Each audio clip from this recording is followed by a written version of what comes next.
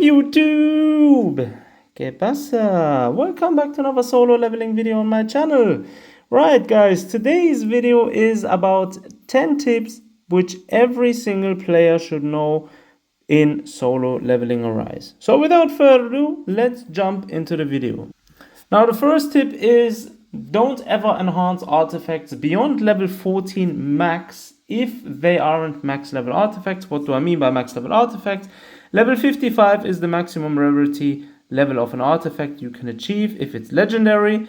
If it's epic, level 50 is the maximum level you can achieve. And if it is rare, level 45 is the maximum level you can achieve. Right, if I find one here, or did I already sell all of them? Right, there they are. So these are the highest levels you can achieve. And apart from that, don't ever level up any artifacts to level 20 or above level 14, or for that matter even above level 12 if they aren't maximum level 55 artifacts, because you will be spending a huge amount of resources on those artifacts which are going to be then replaced later on anyways. Next up, don't ever salvage Jinwoo's SR weapons. Rather awaken them. Why? Because most of the times you're probably going to be lacking copies of SSR weapons, right? However, SR weapons from Jinwoo are actually more easier to acquire, and some of these weapons are actually as good as an SSR weapon, right? So for example, the West Wind, of which I have only one copy in my entire time playing this game, right? So this weapon is actually an awesome, crazy good weapon, right? Or the Eye of Avarice, which is also a very good weapon, of which I have none so far. Very weird, right? So yeah, don't ever go ahead and salvage Jinwoo's SR weapons. Rather keep them and always salvage the R rarity type weapons.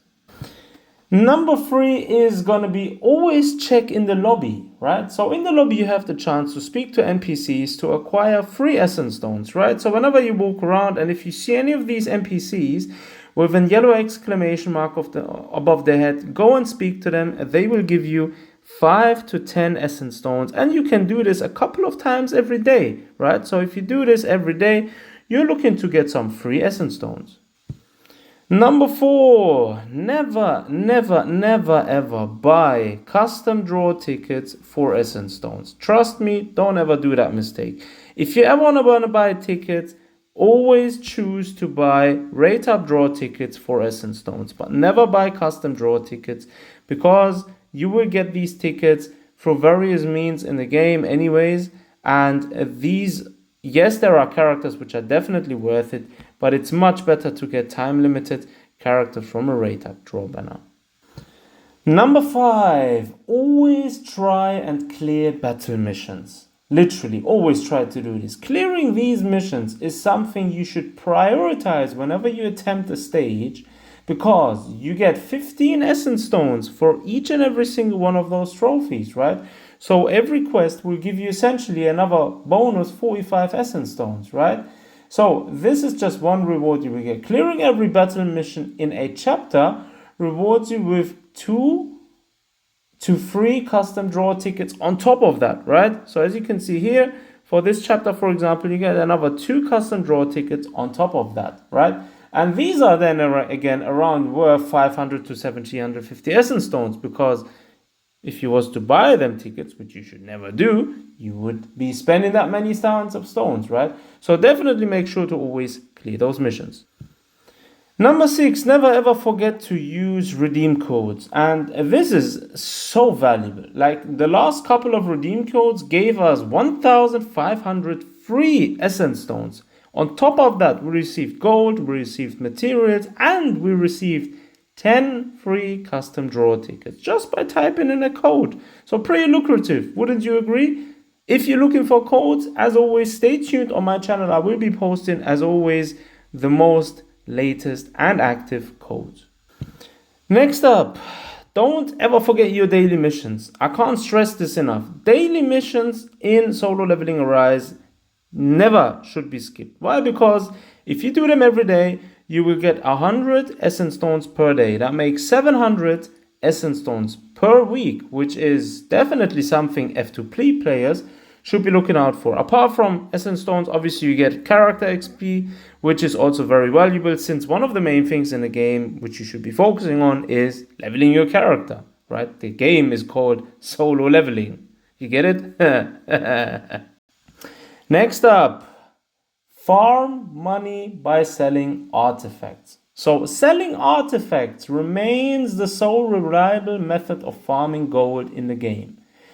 Generally, as a gacha game, this game is very strict regarding methods of acquiring currency actually, which is making it difficult and very time consuming to actually amass a large amount of gold. However, by completing gate missions, sweeping the enforced missions, and other missions generally, you can acquire artifacts. Sometimes, or most of the times, these aren't necessarily of the highest rating. So what you want to do ideally is always sell the artifacts which are common, for example, right? As you can see, I have a lot of them. If I sell these, they will give me 95,000 gold, and 95,000 gold is a lot, trust me. Once you get to a further stage in the game, you will realize how valuable gold actually becomes. Now, next up, always collect and consume your daily resources. Now, in the shop, you have 10 free essence stones every day and 5k gold every day for free. Apart from that, right, you always want to check the exchange shop. And what you want to do here is every single day, come in here and try and buy all of these keys, right? The Encore mission keys, always buy these. And the instance mission keys, I've already bought them already for today. These are something you should always buy. Don't ever buy things like these weapon enhancement gears and stuff like that. Yes, the advanced mana crystals are actually somewhat usable, but the rest here is rather on the side, right? So always try and buy those keys every single day. And last but not least, create themed formations and presets. In case you don't know how to get to this, if you go to the cube menu on the right, you will see manage teams. And when you have the chance to build preset teams with your player or preset teams using only hunters, right? And one thing many beginners tend to overlook is team formations in the game.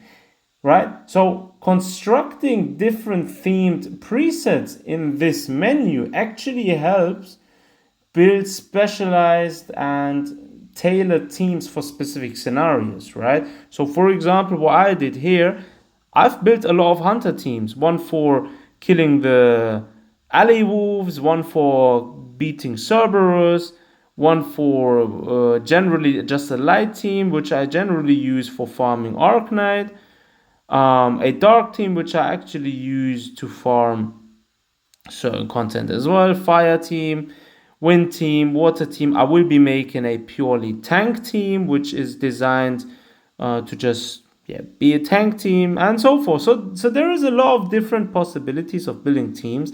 That is definitely one thing you shouldn't overlook, right? So there is also ways of building, for example, support teams, right?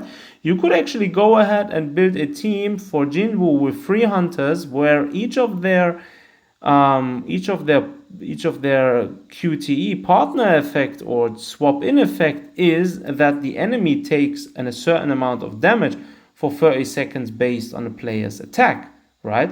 So that is something shouldn't be overlooked, right? And this actually helped me clear a lot of content, which is something being slept on. So definitely don't forget to utilize the team builds. And with that, we came to the 10th point.